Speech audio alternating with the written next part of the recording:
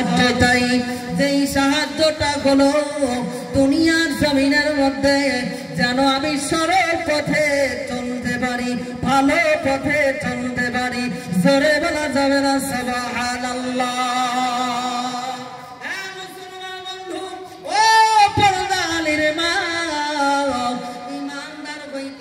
সর্বপ্রথম আল্লাহর পরিচয় জানতে হবে, তারপর আল্লাহকে বিশ্বাস করে নেবে।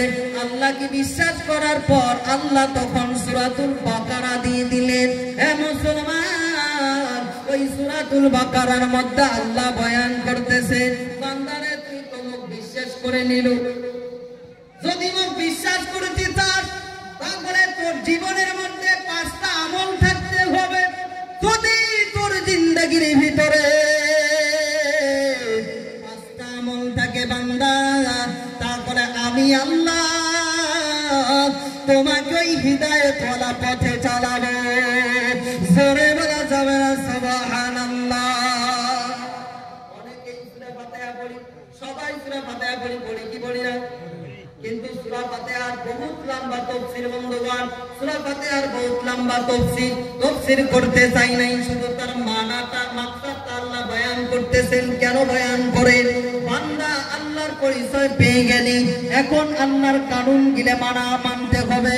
আল্লাহর কানুন যদি মানতে পারো তাহলে তুমি ঈমানদার হয়ে যাবে, তাহলে তুমি আল্লাহর পছন্দনীয় বান্দা হয়ে যাবে। জোরে জোরে বলা যাবে না সুবহানাল্লাহ। আল্লাহ বয়ান করতেছেন, বান্দা তুমি শোনো, আল্লাযীনা ইউমিনুনা বিল গায়ব, আল্লাহর গায়বকে তুমি বিশ্বাস করো। আল্লাহর গায়বকে আল্লাহ গায়ব, আল্লাহ যেখানে আমাদের উপস্থিত আছেন, আল্লাহ আমার সাথে আছেন।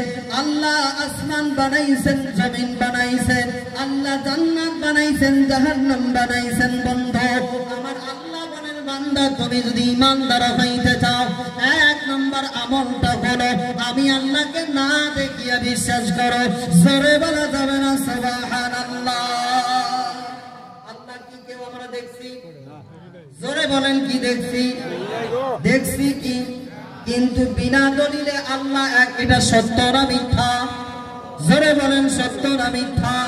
আমার আল্লাহ বয়ান করতেছেন, মুসলমান তুমি আমার গায়বকে বিশ্বাস করো। 2 নাম্বার আমল, আল্লাযীনা ইউমিনুনা বিল গায়বি ওয়া ইউকিমুনাস সালাহ। 2 নাম্বার তুমি নামাজটা কায়েম করো। আল্লাহর গায়বকে বিশ্বাস করার পর 2 নাম্বার পৃথিবীর জমিনের ভিতরে আল্লাহর হুকুম নামাজটা আদায় করবি। যদি তোমার জিন্দেগির ভিতরে নামাজ থেকে যায় মুসলমান, তোমার জিন্দেগির মধ্যে ঈমান থাকবে। জোরে বলা যাবে না সুবহানাল্লাহ।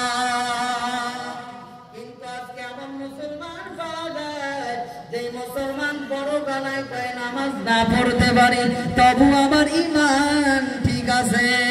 জোরে কান ঠিক না বেঠে?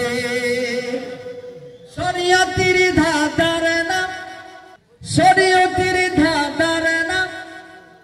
আমার বন্ধুগণ, আমার ভাইরা, শরীয়তের কোনো খবর নাই, নামাজের কোনো খবর নাই, কোরআনের কোনো খবর নাই, কিন্তু মুসলমান নামাজও পড়ে না, বলে আমার ঈমান ঠিক আছে। আমার আল্লাহ জানায়া দেন, মুসলমান পৃথিবীর জমিনের মধ্যে যদি তুমি আল্লাহর গায়বকে বিশ্বাস করার পর 2 নাম্বার আল্লাহর হুকুমটা নামাজটা আদায় করবি, নামাজটা কায়েম করবি। যদি আদায় করতে পারো, নামাজটা কায়েম করতে পারো, তাহলে তোমার জিন্দেগির ভিতরে ঈমান রয়ে যাবে। আমার বন্ধুগণ, আমার ভাইরা, এই নামাজটা পড়তে হবে। এই নামাজটা পড়ার জন্য একটা জায়গার প্রয়োজন আছে, আছে না নাই?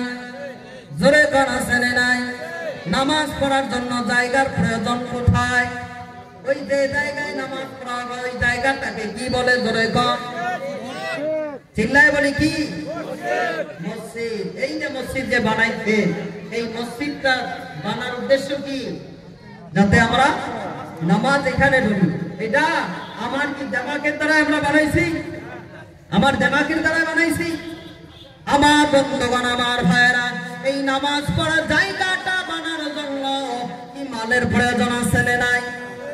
ওই মসজিদটা কি আমরা বানাবো না, আল্লাহর ফেরেশতা বানিয়ে দেবে? জোরে কোন? আমরা বানাবো না, আল্লাহর ফেরেশতা বানিয়ে দিবে। এ মুসলমান, ও পর্দানের আমার কান করে শোনা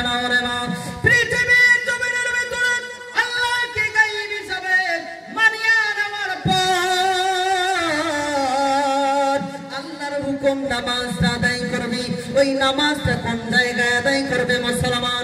ওই নামাজ আদায় করার জন্য যেই জায়গাটা বানানো হবে ওই জায়গাটা হলো মাসাজিদ। ওই মাসাজিদ বানানোর জন্য আমার আল্লাহ বলতেছেন ওয়া মিম্মা রাযাকনাহুম ইউনফিকুন। জোরে বলা যাবে না আল্লাহু আকবার। মুসলমান বন্ধু, ও পর্দানির মা,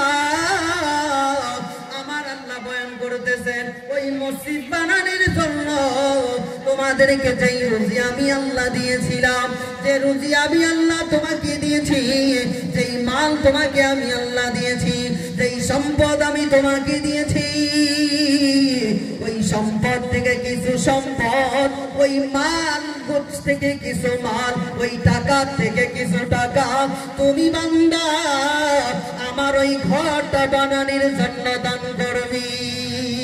জোরে বলা যাবে না সুবহানাল্লাহ। নবী আমার জানায়া দেন পৃথিবীর জমিনের মধ্যে যদি কোনো মানুষ আল্লাহর ওই ঘরটা বানায় ওই মানুষটার ঈমান মুকাম্মিল হয়ে যায়। জোরে জোরে বলা যাবে না সুবহানাল্লাহ। আমার মুসলমান বন্ধু, 2 নাম্বার 3 নাম্বার আমল হলো মালকে আল্লাহর রাস্তায়, আল্লাহর ঘরের জন্য, আল্লাহর দ্বীনের জন্য, ইসলামের জন্য খরচ করবি। 4 নাম্বার আমল আমার আল্লাহ বয়ান করতেছেন আল্লাযীনা ইউমিনুনা বিমা উনজিলা ইলাইকা